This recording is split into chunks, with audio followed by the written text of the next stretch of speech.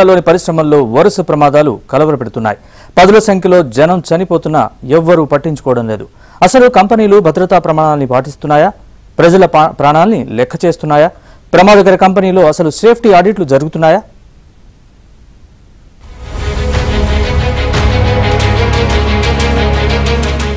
వరుస ప్రమాదాలకు ఉమ్మడి విశాఖ హడలెత్తిపోతుంది.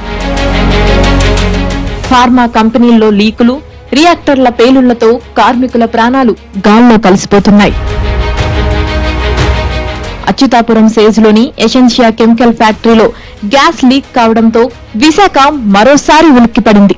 విశాఖ పరిధిలోని పరవాడ జేఎన్ ఫార్మా సిటీలో 90 వరకు కంపెనీలు ఉండగా అనకాపల్లి జిల్లా అచ్యుతాపురం సేజ్ పరిధిలో 208 పరిశ్రమలు ఉన్నాయి.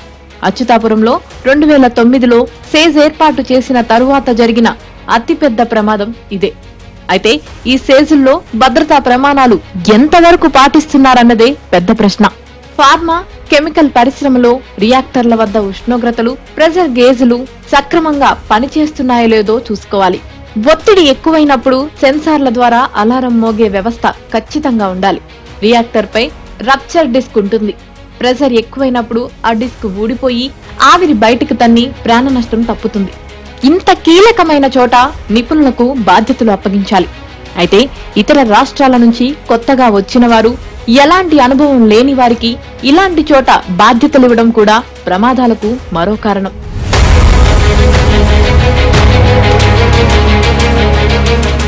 అచ్యుతాపురం సేజ్లోని ఎసెన్షియా కంపెనీపై థర్డ్ పార్టీ కీలక నివేదికను వెలువరించింది. ఈ ప్రమాదం వెనుక యాజమాన్యం, అధికారుల నిర్లక్ష్యం ఉందని థర్డ్ పార్టీ పేర్కొంది. గత ఏడాది ఇచ్చిన నివేదికలోని సంస్థలో లోపాలను థర్డ్ పార్టీ నివేదిక ఎత్తి చూపించింది. పైప్ లైన్ ను తరచూ తనిఖీ చేసే సిస్టమ్ వెంటనే ఫ్యాక్టరీలో ఏర్పాటు చేయాలని థర్డ్ పార్టీ నివేదిక గతంలోనే పేర్కొంది. అయినా సరే ఫ్యాక్టరీ యాజమాన్యం పట్టించుకోలేదు. థర్డ్ పార్టీ నివేదికను అమలు చేయాలని కనీసం ఫ్యాక్టరీ యాజమాన్యానికి సైతం ప్రభుత్వ అధికారులు చెప్పలేదు. పైప్ లైన్ నుంచి బుధవారం మధ్యాహ్నం సాల్వెంట్ లీక్ అయింది. ఫ్యాక్టరీలోని మొత్తం పైప్ లైన్ నుంచి సాల్వెంట్ లీక్ అవడంతో ఒక్కసారిగా మంటలు అలుముకున్నాయి. గతంలో ఎల్జీ పాలిమర్స్ లో కూడా ఇదే నిర్లక్ష్యం తలెత్తింది.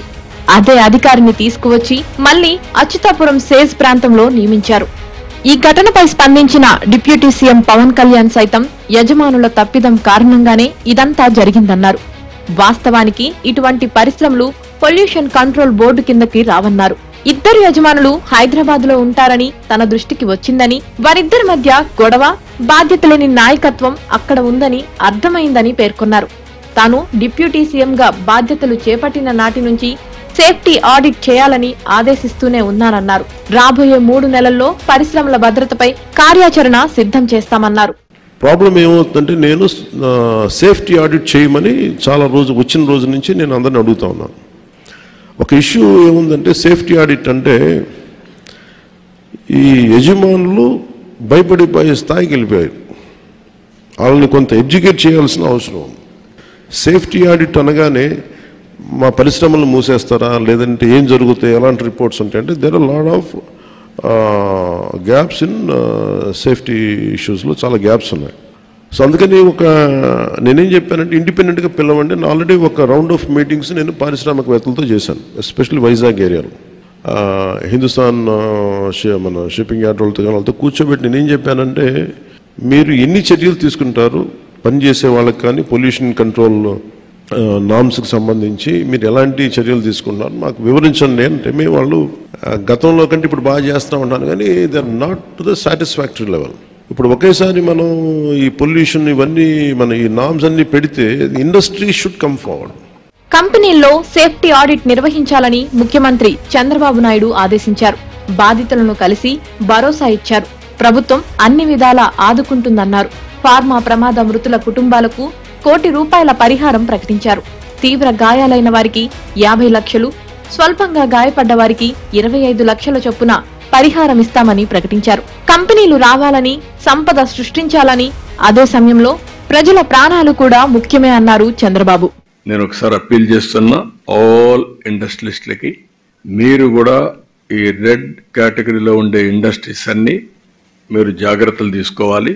మీరు మాకు కూడా గవర్నమెంట్కి కానీ ప్రజలకు కానీ ఇండస్ట్రీ రావాలి, ఎంప్లాయ్మెంట్ కావాలి, వెల్త్ క్రియేట్ చేయాలి.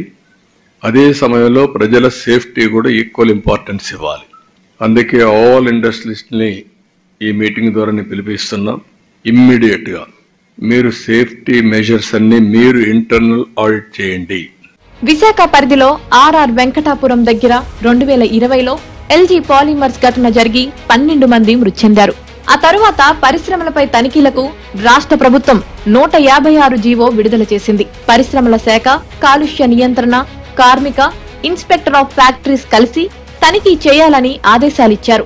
సాధారణ తనిఖీలతో పాటు ప్రైవేటుగా థర్డ్ పార్టీతో కొన్ని రకాల సేఫ్టీ ఆడిట్స్ నిర్వహించాలని ప్రభుత్వం నిర్ణయించినా అధికారులు కాసులు దండుకొని కళ్లు మూసుకున్నారు. అందుకే ఇలాంటి ప్రమాదాలు జరుగుతున్నాయి.